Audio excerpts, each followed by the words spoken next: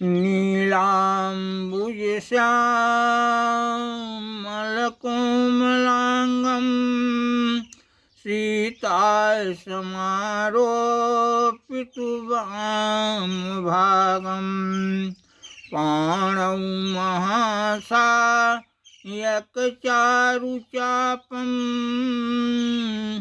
नमामि रामं रघुवंशनाथम्।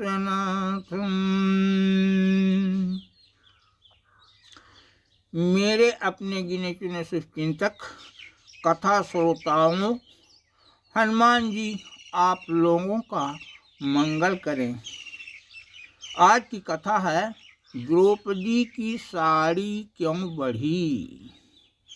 जीव जो कर्म करता है, कर्म से प्रारब्ध बनता है, उसका भोग वह वर्तमान या भविष्य में करता है।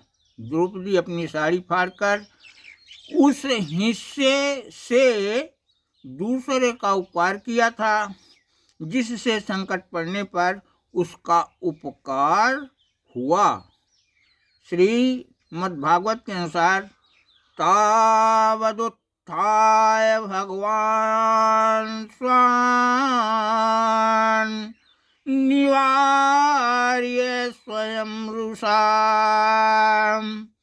शिरः क्षुरांतचक्रेण जहाराय पतितो रिपोः।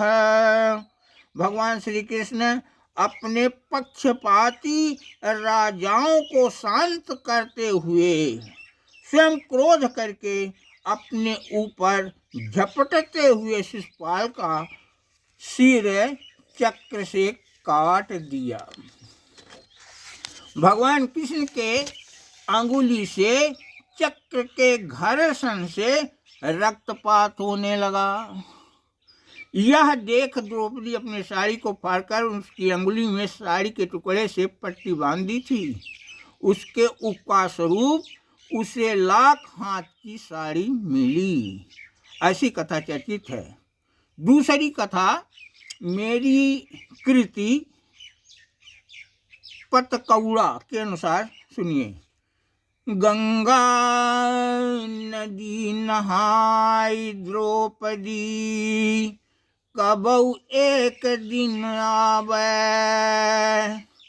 रहा खूब फर छौक घाट माँ डुबकी लाग लगावे। द्रौपदी एक दिन गंगा स्नान करने आई। घाट सुनसान था, इधर उधर कोई नहीं दिखाई देते थे। उसने गंगा में स्नान करने के लिए तैयार हो गई। थोड़ी दूर में एक साधु गंगा जी के किनारे आया।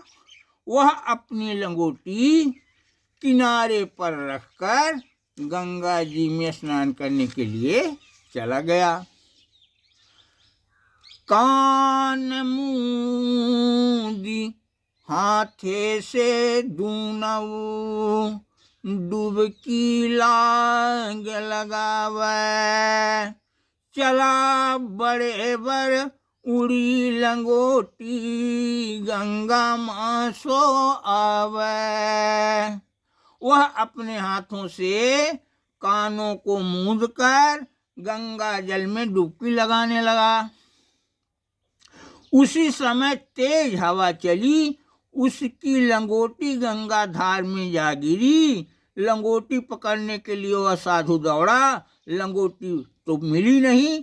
जो वह लंगोटी पहने हुए था, दौड़ा धूपी में गंगा की खरधार से वो भी बह गई, बिना बस के हो गया। यही धापा धूपी मातौ, निचुरी गए भगई पूरी,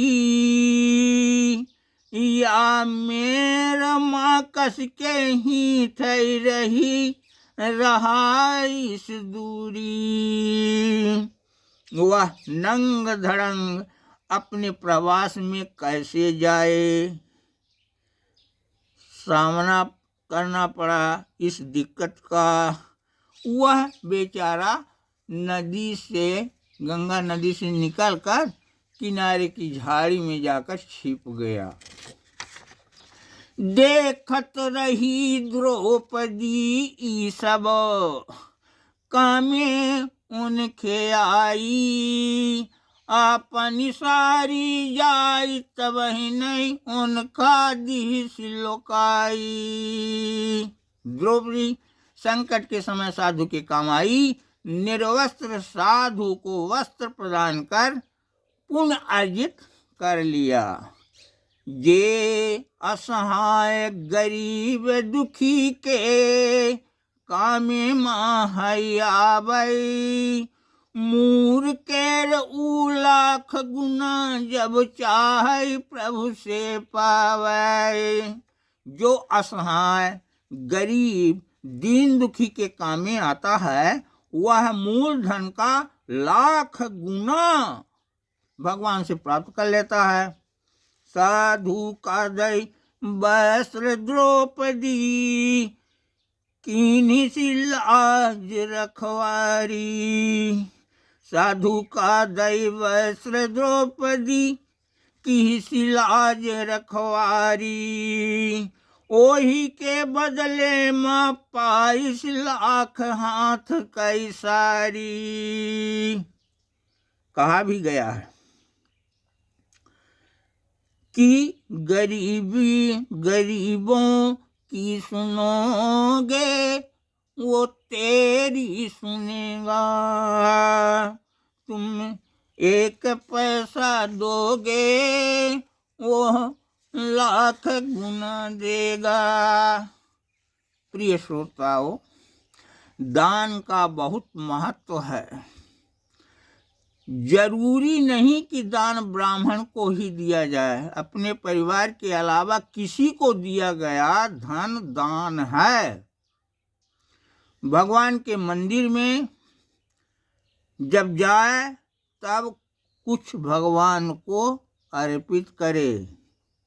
पैसा रुपया भला फल फूल भी, जो भी हो सके। खाली हाथ वहाँ नहीं जाना है।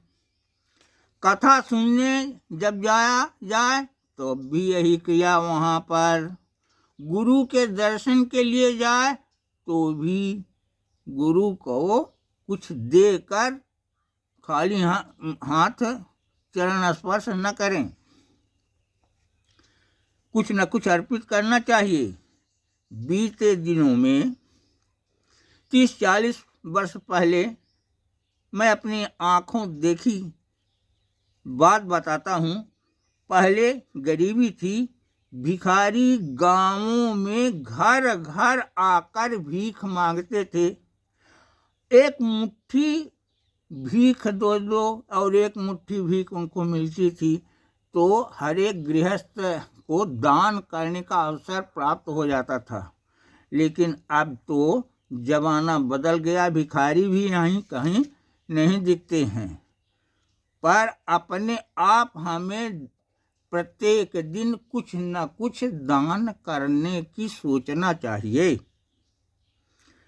कोई घर में आए तो उसे पानी पिला दो, कुछ खिला दो, इतना जरूर करिए और यही एक दान हो जाता है। धन्यवाद।